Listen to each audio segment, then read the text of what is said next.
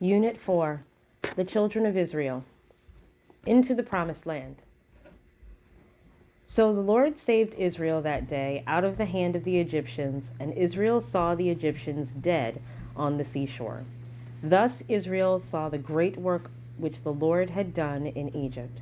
So the people feared the Lord and believed the Lord and his servant Moses. Exodus 14, verse 30 and 31. Out of Egypt, deliverance and freedom, a new hope and a new future. Standing on the other side of the Red Sea, watching with incredulity as the towering waters collapsed on Pharaoh and his army, the escapees must have felt a torrent of thoughts and emotions. Consider, first, the thrill of being alive and free when they expected to be either dead or re-enslaved. And secondly, the very present and human concern, what do we do now? Moses, their God-appointed leader, faced a number of obstacles in leading the massive group of people, estimated between 1 and 3 million, and their livestock, not least of which was finding food and water for them in a dry and thirsty land. As they journeyed into the wilderness, God both led them and provided for them, but not without testing. As someone once observed, you can deliver the man out of Egypt, but you can't deliver Egypt out of the man. There was an ongoing process of actively putting their trust in the God who had proved his trustworthiness. These things take time and experience, however. So God very wisely gave them opportunities, like having the chance to look around the desert, noticing a lack of water, that they might cry out to him and see his miraculous provision of water, or wondering where the bakeries were, crying out to him and seeing God give them heavenly bread, manna, day by day for 40 years, or considering the lack of shoe stores in the wilderness and experiencing the miracle of shoes that didn't wear out in the hot desert sun, or on the baked rocks and sand. On and on the list goes, as the fledgling nation learned of the amazing ability God had to provide all they needed. An important lesson for the nation designated to show God's goodness to all the world. This was not a one-sided vending machine, grumpy request, automatic answer sort of provision, however. We see in the book of Exodus an ongoing issue of relationship between the people and God. The people, who had just seen their miraculous deliverance from slavery, when confronted by a problem, began to whine and complain to Moses about how he had brought them into the wilderness to die. The Bible tells us that their complaints were not really against Moses, but against God. Yet, despite the people's ungratefulness, he continued in his mercy and kindness to take care of them, while at the same time teaching them that he was not a tame lion, in the words of C.S. Lewis, that could be pushed and pulled at whim. Read the book of Numbers to discover some of the wild occurrences that happened in the wilderness, including the day that the earth opened its mouth and swallowed the leaders of a rebellion against Moses, Numbers 16. The people learned, experience by experience, that God was not mocked. For whatever a man sows, that he will also reap. The Ten Commandments. As part of his discipleship of the children of Israel, God led them to a place called the Wilderness of Sinai in the 3rd month of their wanderings to make a formal binding agreement or covenant with them. You have seen what I did to the Egyptians, and how I bore you on eagle's wings and brought you to myself. Now, therefore, if you will indeed obey my voice and keep my covenant, then you shall be a special treasure to me above all people, for all the earth is mine, and you shall be to me a kingdom of priests and a holy nation. Exodus 19, verse 4 through 6. The people listened to these words, which Moses gave them, and readily agreed to obey the Lord. In that desert setting, with Egypt behind them and the unknown before them, the children of Israel gave themselves willingly, albeit imperfectly, to this delivering God. At that moment he gave them, written on stone by his own hand, an understanding of his ways and his design for all people has impacted the world ever since. We call it the Ten Commandments. Exodus chapter 20, verse 1 to 17. And God spoke all these words, saying, I am the Lord your God, who brought you out of the land of Egypt, out of the house of bondage. You shall have no other gods before me. You shall bow down to them, nor serve them. For I, the Lord your God, am a jealous God, visiting the iniquity of the fathers upon the children to the third and fourth generations of those who hate me, but showing mercy to thousands, to those who love me and keep my commandments. You shall not take the name of the Lord your God in vain, for the Lord will not hold him guiltless who takes his name in vain. Remember the Sabbath day to keep it holy. 6 days you shall labor and do all your work, but the seventh day is the Sabbath of the Lord your God.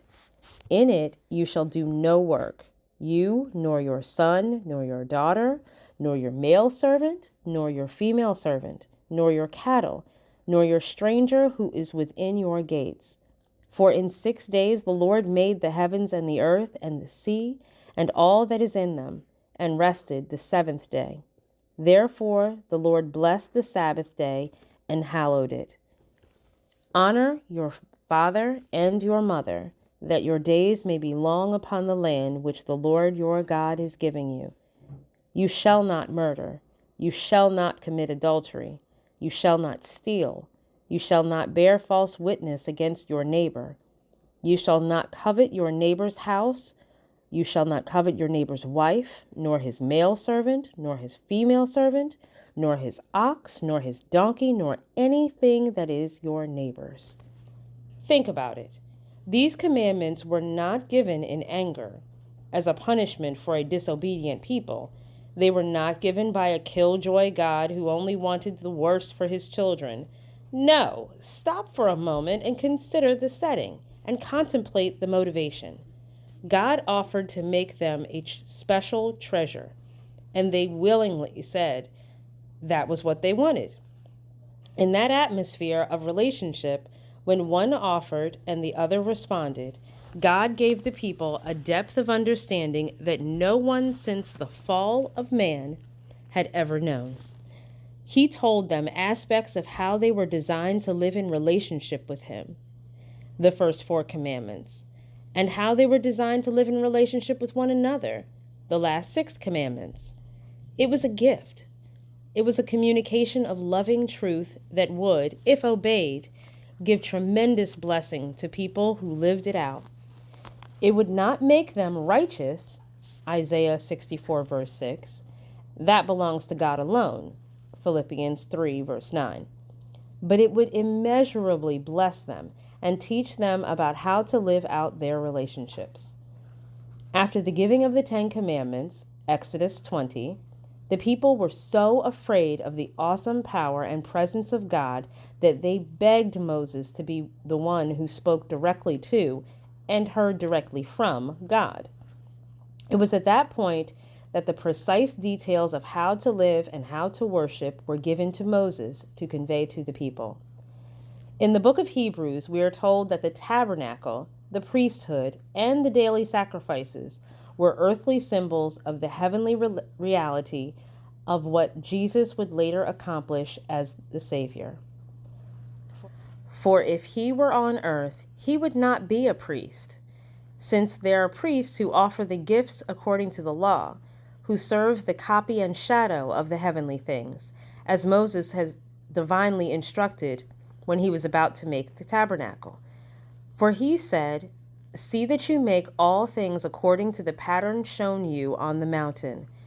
But now he has obtained a more excellent ministry, inasmuch as he is also mediator of a better covenant, which was established on better promises.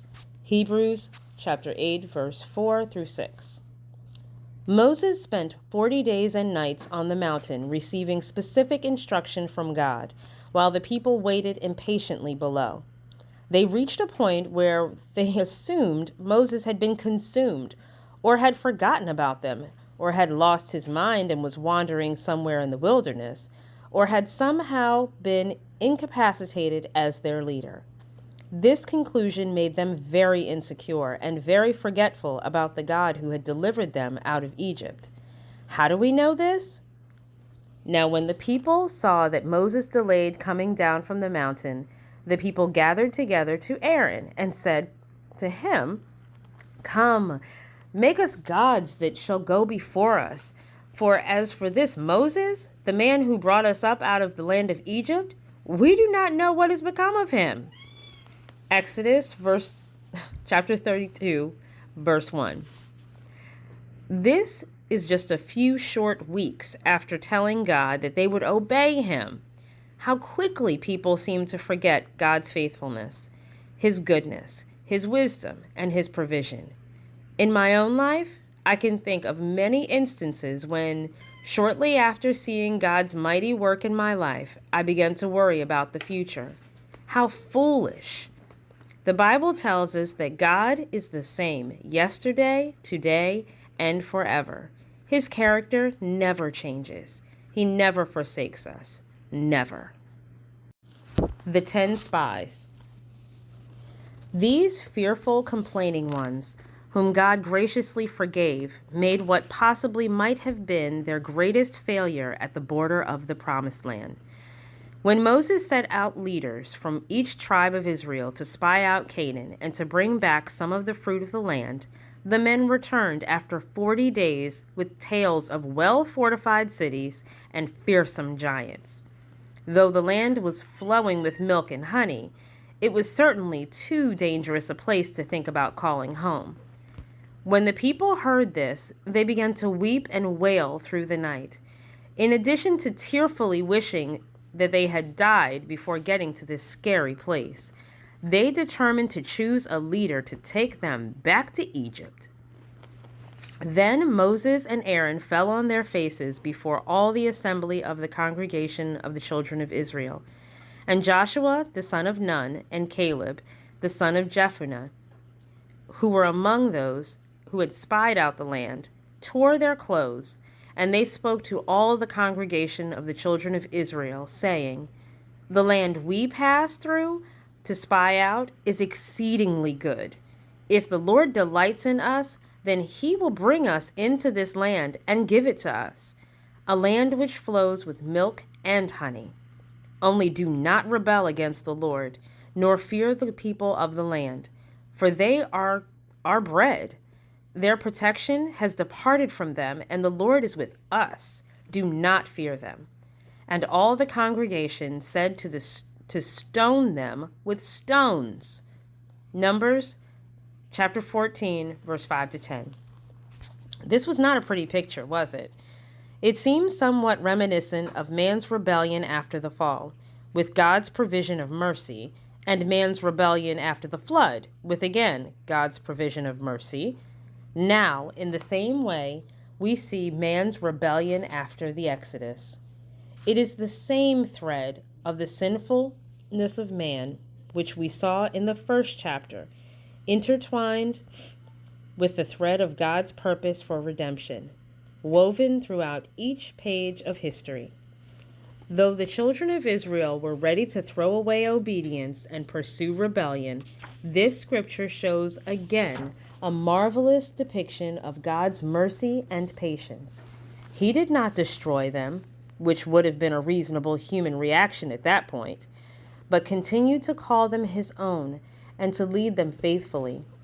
Pay attention, though, to the fact that he did not let them go to the promised land at that point in time, even though they had been.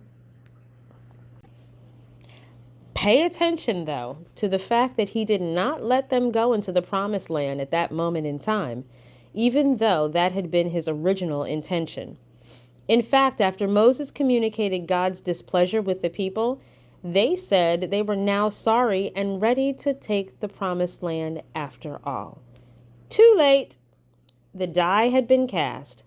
God told them that all the people who were 20 years old and above, would eventually die in the wilderness, except for Joshua and Caleb, who believed him.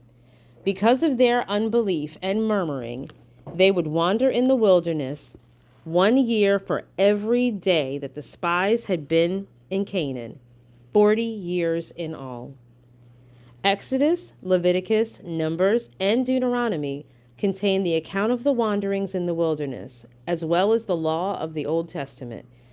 It is a fascinating read, filled with the wildest things that you've ever heard. Can you imagine following a huge cloud by day and a towering pillar of flame by night?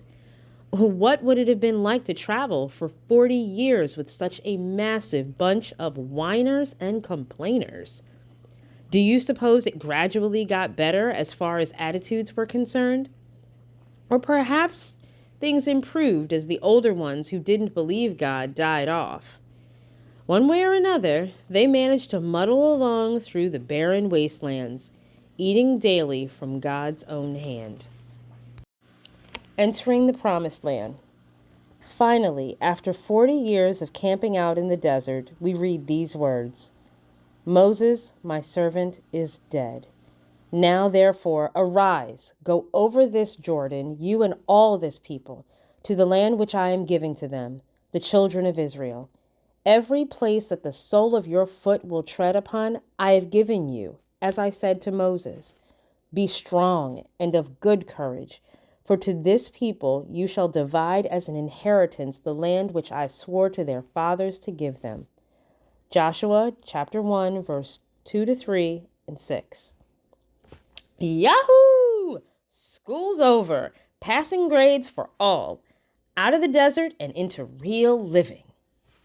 Crossing the Jordan River and entering the Promised Land must have been one of the most amazing sensations of having arrived that any traveler has ever known.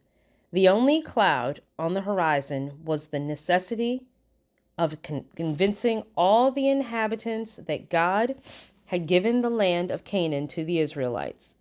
And it took one of the most amazing miracles of God recorded in the Bible to accomplish that. The city of Jericho was situated at a strategic location, acting as a fortified guard post in Canaan. Archaeological discoveries show that, though the city never got larger than 12 acres in size, its position and fortifications made it a formidable defense weapon against intruders. So what plan of attack did God give the children of Israel? Catapults and sieges? Ramming poles and ladders? Snipers and decoys? No, none of the above. In his painstaking method of teaching them that the battle belongs to the Lord, 1 Samuel chapter 17, verse 47, God told them that their battle plan was to march around the city once a day for 6 days, with 7 priests blowing ram's horns, trumpets, as they marched. On the 7th day, they were to march around the city 7 times, and at the end of it, to shout. This unorthodox strategy would result, so they were told, in the city's walls falling down. Fortunately, Joshua and the children of Israel believed God could do what he had promised, so they did just what they were told. The results, as they say, are history. From that very promising beginning, the Israelites gradually occupied the land of Canaan. During the life of Joshua and the elders who served with him, let me do it again. From that very promising beginning, the Israelites gradually Take 3. From that very promising beginning, the Israelites gradually occupied the land of Canaan. During the life of Joshua and the elders who served with him, the people obeyed the Lord and followed him. However, shortly after that generation had died out, the children of Israel began to revert to old tricks, worshiping other gods and forsaking the one who had chosen them. You can read about this 300 plus years in the book of Judges, which has some fascinating stories about Gideon and Samson. Eventually, though, The people had had enough of depending on God to lead them and take care of them. They looked around at all the other nations surrounding them and saw that those nations had something more enviable than an invisible God. They had a human king. And the Israelites began to beg God through the prophet Samuel for a king of their very own. Thus began the kingdom years, the time of King Saul, King David, and King Solomon. Their stories range from giant killing to temple building, from godly wisdom to raving insanity, from careful obedience to flaunting disobedience. During the time of Solomon, though other nations were powerful in their own right, Israel became distinguished among the nations as a place of wealth, grandeur, and unsearchable wisdom. From this rags to riches pinnacle of success, Israel soon plummeted to the depths of captivity and enslavement. That story, however, belongs to the next chapter.